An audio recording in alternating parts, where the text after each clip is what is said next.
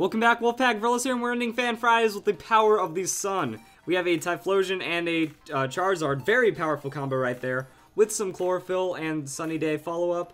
So the opponent about to have a bad time. I feel this battle is going to go pretty quick. So if you guys haven't liked how fast some of the battles have been going this week, I'm sorry, but I love seeing Typhlosion, especially a potential Flash Fire Typhlosion under Sun with Charizard Y. You know, Charizard Y could bring that Tailwind, or just go for the damage itself. We're going to see how this ends up playing through.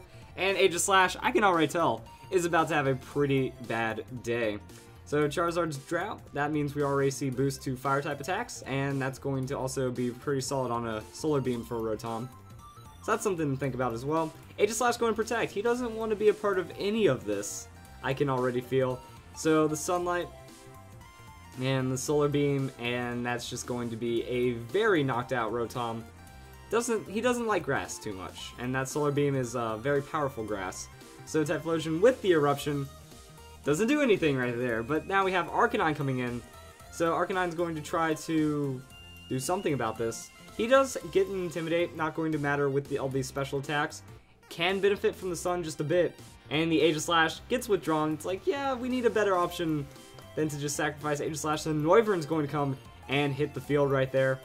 So now we really get to see, Charizard with that Flamethrower onto Typhlosion to power up the Flash Fire into the Eruption. And that's going to be a double KO. Okay, so since Charizard was faster, I can only assume that it's going to be Choice Specs. And then that means Sun plus Flash Fire plus Choice Specs. So we have 3 instances of 50% of damage on top of the Eruption at 150 base power, on top of Stab, enough to hit through the 60% or the 75% damage split in doubles, and then knock out resisted Pokemon, potentially Arcanine, which is a health tank that can get pretty tanky, and then Aegislash goes down. So that's a lot of damage. Now, how I'd run that strategy, which might be the thing, is I'd go Life Orb on Typhlosion, I'd Protect on the first turn, throw up the Tailwind from Charizard, and that way both my side is both fast, and then I can do the Flamethrower and get all that boost. I'm only 20% less damage, which kind of doesn't matter at that point.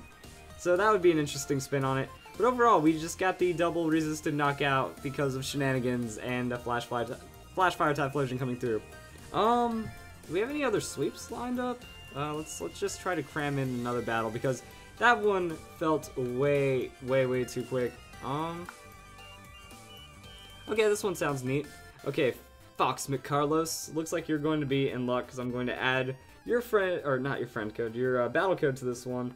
So I mean, yeah, I'm not gonna give you guys too quick of a battle right there. That one was, it was brutal. It was a good brutal.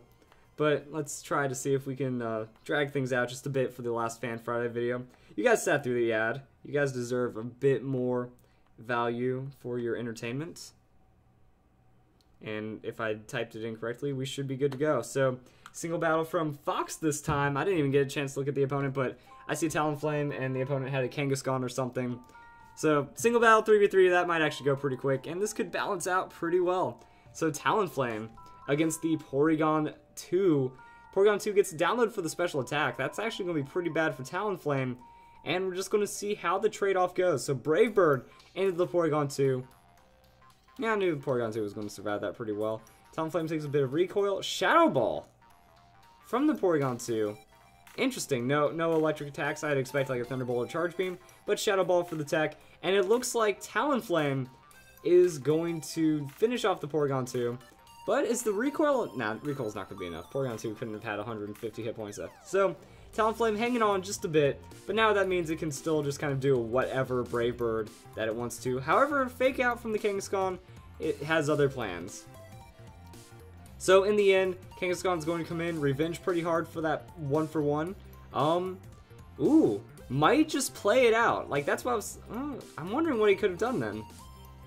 Because Brave Bird means that Talonflame's going to faint before Kangaskhan can do anything.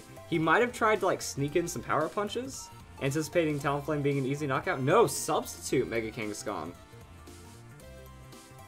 That was... Whew. The opponent knows what's up. He was going for something crazy. But Noivern with the Infiltrator. Gotta love it. I feel Noivern, it does have a lot of power that people don't expect from it. that depending on how you run it, you know, if your opponent's going for that sub shenanigans, you break through it. That you can outspeed a subbing Mega Salamence and then just go Draco Meteor and say, hey.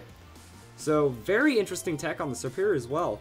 Throwing out the Glare onto the Noivern, going to actually outspeed it. Survives with, through the critical hit, so Focus Sash. I was thinking Serperior might have a small chance of survival, depending on how the Noivern is invested. Like, if it's Timid Noivern, maybe not, but Serperior outsped, so Speedy Serperior, going to use that Dragon Pulse, gets through, has the Paralyze Hacks come through, and then finishes off with a Leaf Storm. So, whoa, no, it doesn't finish! It does not finish off the Noivern right there. Noivern gets paralyzed again, though.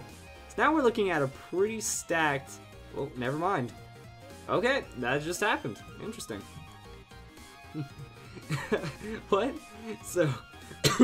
So the hacks countered themselves out, and then Noivern goes down to a play. Stuff happened. We win. Yay, good job, Fox. The opponent was going for some shenanigans, though, and then it would have been Serperior versus Serperior, but if that was also, Serperior with Focus Sash, then that loses out to the other Serperior. It's just a wild, interesting battle. Hope you guys enjoyed these two battles for the end of Fan Fridays. Normally what I do is I'll, like, screen all the battles, like, I'll do, like, separate recordings. So normally I'll do, like, 10 or so recordings, and I'll choose the best ones for the week. This is the first time that I've really just winged it and turned it all into, like, a random video. So hope you guys enjoyed that second battle. I thought the first one was pretty crazy too. Hope you guys enjoyed all of Fan Fridays this week. And as always, have a nice day. Have a great weekend. Hope you had a great week. Get ready for some more Fan Fridays next week. And all sorts of fun stuff like that. Thank you very much for watching.